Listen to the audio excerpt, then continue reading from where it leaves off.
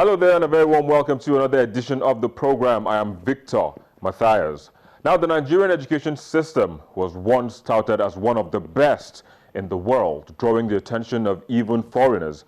However, the story currently seems to have changed, not for the better. On the program today, our focus will be on finding out how things have changed and what needs to be done to regain the glory of yesteryears. But as always, let's first take a look at social cyberspace trends in the past week.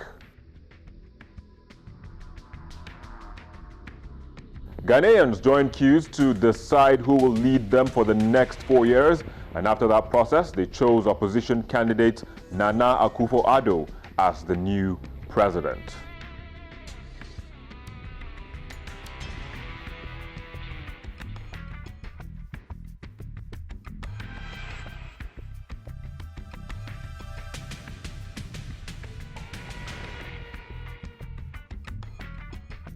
Similarly, residents of Rivers State came out to cast their ballots in the rerun federal and state legislative rerun elections. The much anticipated election was twice postponed due to security issues.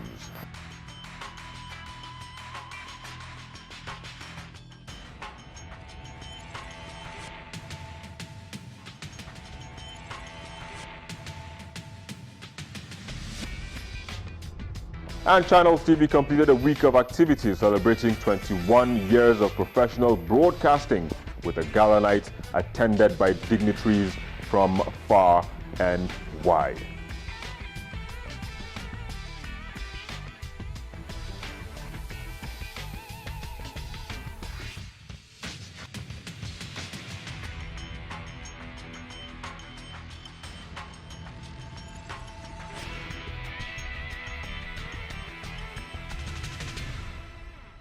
Well, congratulations once again to everyone at Channels TV for this milestone.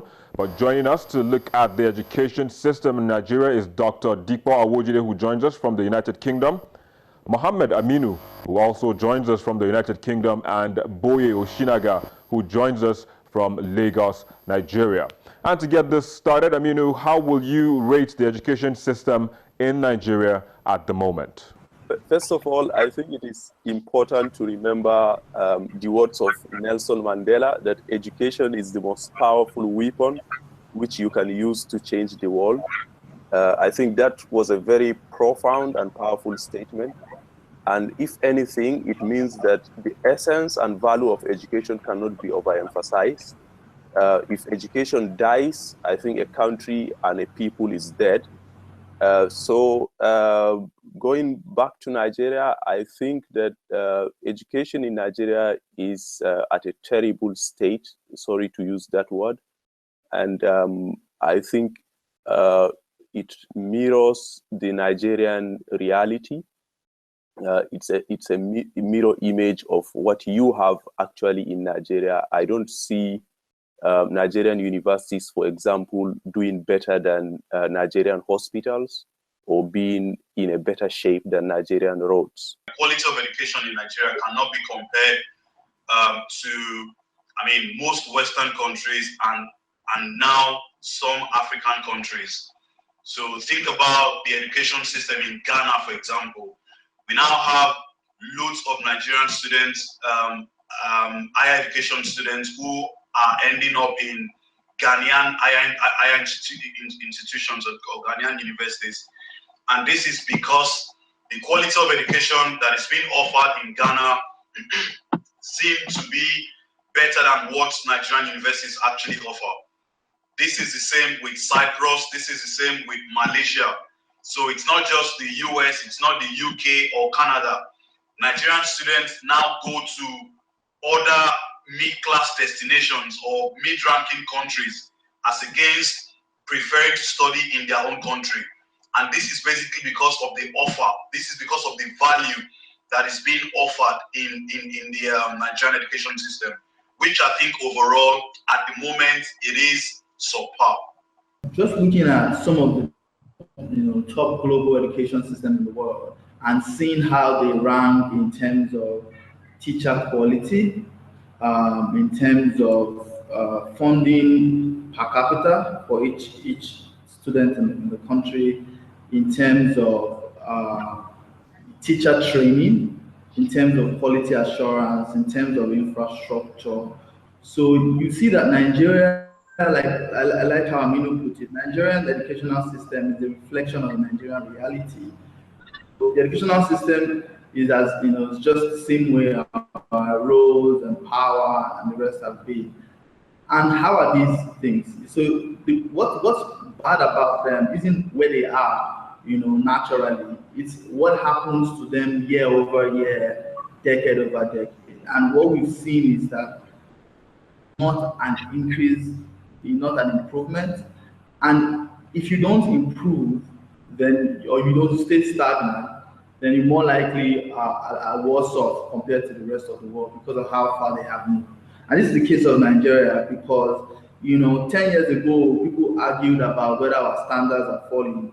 10 years after, we're still arguing whether our standards are falling. It's supposed to be self-evident. Well, not too good commentaries, but what could be responsible for this situation that we're in? One of them is corruption. So there's a lot of corruption in them, and we don't also seem to pay attention to the important things in the country. So aside corruption, negligence as well. Like it seems our political leaders just don't care about the education sector. They've just left the sector to, on a downward. Things have just, in the last couple of years, things have just gotten worse. So, like I said, corruption, negligence, not paying attention to the education system, not thinking about the welfare or prioritizing the welfare of academics. It's a whole lot of issues, but ultimately, what I think is the most important is the lack of leadership. So there's a clear lack of leadership in the education sector. If in the next couple of years, we get a minister who understands what the system is, who understands what the future should look like, I think we will begin to experience some change in the Nigerian education system. The implication is that the world no longer takes Nigerian qualifications seriously. I do speak with my dad a lot. He's an academic. He told me that when he was a student of Ahmadu Bello University in the 70s, he had an American classmate who left all the universities in the USA and was studying in Zaria.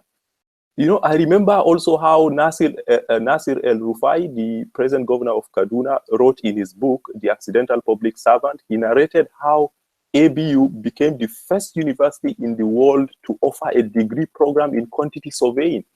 So what has changed? This is not the case today.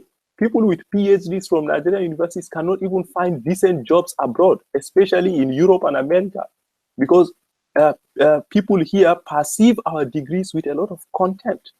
So it's really unfortunate. There are a lot of issues to it, but these are just a few reflections that I think I will use to back up the argument. Well, what should Nigeria be doing to get the education system out of the state that it is in at the moment? So, thinking about the very excellent points that Aminu has made, I completely agree with everything Aminu has said. Things are so bad that, and things were bad 5 years ago, they were bad 7, 10 years ago. So we know the problems. So solutions, we need to think about the welfare of academics. First of all, we can't pay academics peanuts and expect them to perform at an excellent level. We can't, allow us to go on strike on a daily basis. And when my dad was still in, when he was still working for the government, the plan that the government he worked for actually had was just go on and talk to them for as long as possible. As in, talk to ASU for as long as possible. They didn't have any solutions. It was just as if they didn't really care about the students who would ultimately suffer the consequences of those ASU strikes. So we need to pay attention to the welfare of academics. Our universities also need to think about improving the employability and transferability skills of our undergraduate students. Because like Aminu rightly said, some of our students are not employable because they don't have the necessary skills. They are not creative, they can't multitask, they can't even write a CV. Some can't even compose basic sentences. So our universities need to be structured in such a way that students can learn core employability skills. So when they graduate, they are employable and they can contribute to national development. All right, so now the Minister of Education, Malam Adamu, has actually come up with a roadmap to move the education system forward. Do you think they will indeed serve the purpose for which they were designed? But just before you respond, let's take a moment and look at these pillars. Out-of-school children, vocational education and training, development in ICT, teacher training and adult literacy, focus on basic education, special needs education, education data and planning curriculum, benchmark academic standard, quality access and higher education, and library services. I think these are very intelligent, well thought out pillars. When you talk about vocational education, it's good. What I understand about vocational education is an education that doesn't take too long to complete. They are for people who don't want to go through, the hurdles of university education, So I think these are okay. We have a lot of need for vocational manpower. Talking about ICT, yes, I think in every serious country in the world, the system of longhand using education, accessing education by longhand is fast thinning out. So I think that ICT must be incorporated into our educational system, and I welcome that development. I'm reviewing the interview and thinking about some of the articles I've seen on these 10 pillars. These are just headline policy statements or headline. There's no much detail. There's nothing concrete. So a couple of months ago, there was actually a document that we saw online about the education policies that Obiezekwe actually came up with. So if you go on the website of the Ministry of Education, we should actually be able to see a clear roadmap, a clear policy direction. This is what we want to do. This is how we want to do it. This is how we want to train teachers. This is how we want to incorporate ICT into our universities and basic education and all of that. But there's nothing.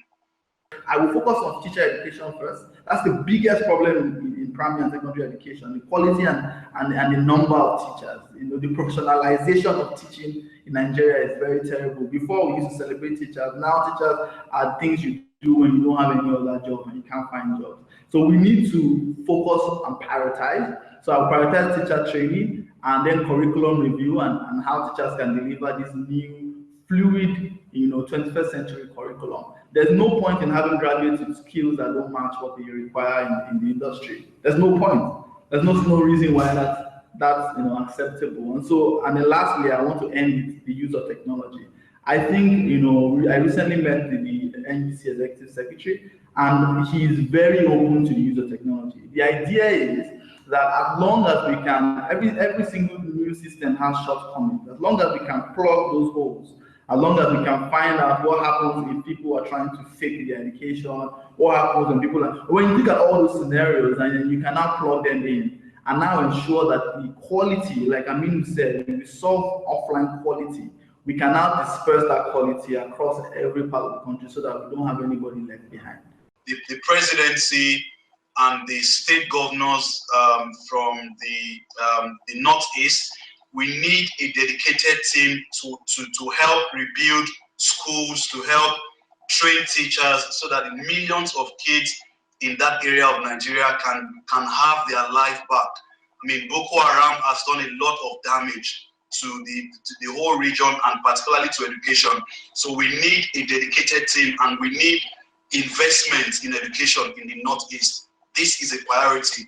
I hope someone listens to this and sees this as a priority. Thank you.